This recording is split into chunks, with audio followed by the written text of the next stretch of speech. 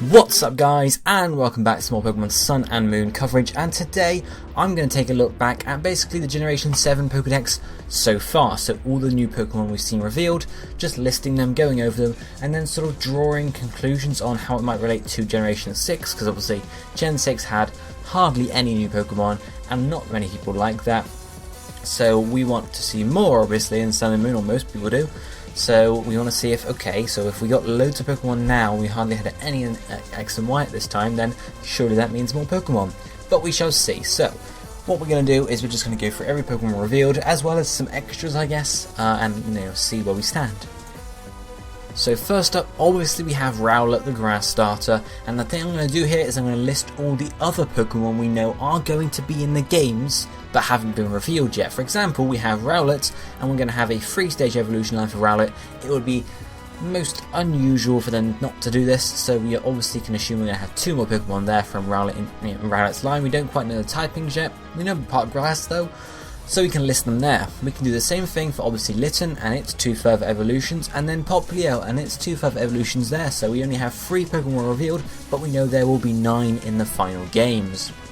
And we're going to do this for Pokemon we know are going to have evolutions, but haven't been revealed yet. For example, next up we have Pikipek, the normal flying type, and we know from the E3 sort of demonstration that Pikipek is going to have 2 evolutions, when it's shown in the Pokédex page, so we can list 2 more normal flying types afterwards. I've listed normal flying, of course they could change typing, like Talonflame could change to a fire flying type or something completely different, but I've listed normal flying for the moment. A lot of the types will be, you can see all the question marks next to the starter ones, but a few of them might be sort of predicted ones, I guess. So next up we have Yungoos to go along with Pikipek, Yungoos being a pure normal type, and we don't know how, well, we think there's going to be 1 Yungoos evolution, mainly from information given to us from people at E3. We didn't see its Pokédex page in, when it was shown on the demonstration because it was covered up, but from other people that have been there, they've said that Yungoos is going to have 1 evolution, so we can assume that's next. We don't know, it'll likely be part normal, but we don't know if it'll be normal dark, normal ground, something like that. Next up, we have 1 bug type at least, and that is Grubbin, and obviously Grubbin's evolution line with Charjabug and Vikavolt. That's the only full evolution line we have here that's confirmed. We know all of the evolutions, because even Pokemon that we assume are going to be single, we don't know for certain, but we do know that Grubbin, Charjabug, Vikavolt is a full evolution line. Next up we have the rock type we have seen so far, Rockruff, and we're going to assume Rockruff has at least 1 evolution here. For ones that we don't know, we don't know anything about Rockruff and its evolutions. We don't know if it have 1, 2, 3. There have been some sort of rumours going around it have like more than 1 evolution sort of path, I guess. But for those, I'm just listing 1 evolution, just because that's the least, I suppose. So we have Rockruff, and at least 1 evolution to go there. And obviously revealed alongside Rockruff we had Kamala, so we have Kamala here, and we know Kamala's going to have at least 1 evolution as well, because you would not leave it like that with that awesome ability. So we're going to have something there. Again, we don't know the typing, if it would be normal something else or just stay pure normal. Then we have a few of Pokemon that were released recently. The order these Pokemon are in aren't really release order, and they aren't really any other particular order, more just like the order I think they will appear in the Generation 7 decks, for the new Pokemon, basically. Obviously starters, Route 1 Pokemon, and then I'm just sort of linking it like that. So next up we have Comfey, the pure fairy type, the flower Pokemon we saw revealed the other day, the distant cousin of Flabébé. I'm assuming they're going to have at least 1 evolution. When you saw Flabébé originally, you wouldn't think it was going to stay how it was, so I'd assume at least 1 evolution for Comfey there. And moving on from that, we have also Cutiefly, another part fairy type, this one being Bug Fairy. Again, I can't see Cutiefly being left as a single Pokemon. I think it's going to have at least 1 evolution, but you can see I have put 2 question mark types, because I believe it could change typing completely, because Bug Fairy, yeah sure, it might fit that, but it could go to like Bug Flying, Fairy Flying, it could change drastically, so I just didn't want to predict any types there. Moving on from the fairies, we have another grass type, which is a Bonsweet.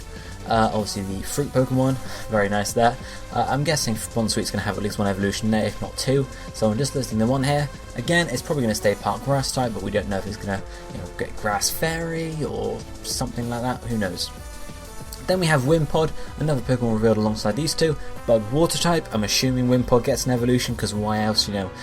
These Pokemon you can basically assume they're going to have evolutions, and you'll be right like 100% of the, well, 90% of the time. It's only for some weird sort of small Pokemon that they don't get evolutions, and those are pretty obvious to sort of spot out. So that's Wimpod with one possible evolution. You can see here again I've put 2 question marks for typings, because I feel like Bug Water, yeah, okay, you could keep it, but I feel like it's going to get, you know, sort of rocky, so it might go like Rock Water or something like that, so again I chose to change them. Then we have the nice Poison Fire type Salandit here we saw a few weeks ago, and we know, well, we can assume Salandit is going to get at least one evolution, and I've listed the typing here as Poison Fire. The main reason for that is because Poison Fire is such a unique typing, they would not remove it for an evolution. And then we're like, oh yeah, Salandit's going to evolve into a pure Poison type, because no one would evolve as Salandit.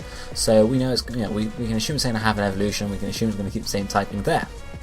Then we have a load of Pokemon without evolutions, or at least I'm predicting. First up is Bruxish. I imagine this to be similar to sort of Relicanth or Luvdisc. It's not really going to have an evolution. It just wouldn't make sense. It seems like it's a Pokemon that's right on its own. It's not like a really powerful Pokemon, and it's not a really sort of weak Pokemon, like a baby Pokemon, but then again, it's not going to have an evolution. So that's that there. Then we have Togedemaru. I don't know how to say it nicely. This is basically the equivalent of Pikachu, so the Pikachu equivalents in later games like Pachirisu, Emolga, the Dene, they don't have evolutions, so that's why I'm not listing an evolution for it here. Moving on, we have Beware, whatever you want to, you know, have when you say it. I don't think Beware's going to have a pre-evolution or an evolution. I feel like it's just a Pokemon that could work fine on its own. Of course I don't know for sure though, but for safety I haven't listed any evolutions there. And obviously the Pokemon revealed alongside Beware, Mimikyu. It would be really weird for Mimikyu to get an evolution, because it would lose the Pikachu sort of style of it. Yes, okay, it could, and it could be, you know, could look like a Raichu, but then it would feel like it's using the same design twice and just being really cheap with it. So I don't think it's going to get an evolution. It'll just be like another sort of Pikachu Pokemon, because it looks like Pikachu. Then we have Drampa. Obviously I made an evolution on Dunsparce Drampa possibilities, but I don't really think that's going to be the case in the end, and I don't think Drampa will get a pre-evolution anyway, because usually we just see base Pokemon until the game's revealed, or until we get very close to the game being revealed, so I don't think Drampa's going to get an evolution, but it's possible. I listed it here at least. Then we have Mudsdale. Again, I don't think Mudsdale's going to get a pre-evo or a further evo, definitely not a further evo I don't think, but a pre-evo, yeah, again, we usually get the base Pokemon first, so I wouldn't think Mudsdale will get a pre-evolution. I think it should be a Pokemon on its own, very similar to Tauros. It would make a lot of sense like that. So those are those, and then we have Legendaries. First up we have Tapu Koko, and then 3 more Legendaries after that, 1 for each Guardian of the island. We can assume they're all going to be Legendaries, and we'll assume they're all individuals. So those are those 3 there, we don't know anything about them, but you can see I've used the totem pole, because why not? Then we have obviously the 2 box Legendaries revealed very early on, Solgaleo and Lunala, Psychic Steel, Psychic Ghost, and that's that. And then we have Marshadow. I'm listing Marshadow as the name here because it was sort of the scale at the same time Solgaleo and Lunala were, so I'm very confident in being the actual final name, unless of course they decide to change it for some reason. Again, we don't know typing for this Pokemon, although I'd like to think it's going to be like Dark Fire, just to have something against both of its counterparts, but who knows.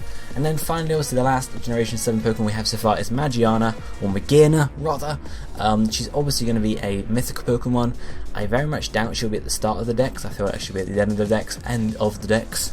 But yes, that is that. So that makes a total of 25 Pokemon actually revealed, but in total 45 Pokemon we can assume, at least 45 Pokemon are in the decks so far. Of course we know there's going to be more of those, but 45 at least in the decks, I would say. Now, how does this match up with Generation 6 and how many Pokemon we had revealed at the time of making this video in that cycle? It's pretty much the same release date. I mean, X1 was October, we're in November for Sun and Moon, so it's very similar. So I just picked the exact same date, sort of middle of July, and I just looked what was revealed at this point in 2013. And there were 26 Generation 6 Pokemon revealed at that point, so we're actually 1 behind. We're 1 Pokemon behind. So what does that mean? It feels like we've had loads of Pokemon revealed to us, but really we've had exactly the same as X and Y. Does that mean we're going to get, less Pokemon like X and Y did? Not necessarily. Does it mean we're going to get loads of Pokemon, you know, unlike X and Y? We can't say that for sure. It's not like we got 50 Pokemon revealed and we're like, whoa, there must be loads in this dex, you know? So we can't make any sort of, you know, conclusions from that at all. What I want to know is how many more Pokemon do you think are going to be revealed for Sun and Moon? Do you think we're going to get like 60 like we had for X and Y, or do you think it's going to be more in the, you know, sort of the limits of 100, maybe 110, 120? Let me know what you think down below, and also, you know, feel free to let me know what you think about my little grid. I spent ages on it. So yes, this is it for me for today, guys. If you enjoyed the video, hit the like button. But for now, this is going to be for me for today. I said that already. I'm just going to go. Goodbye, my friends.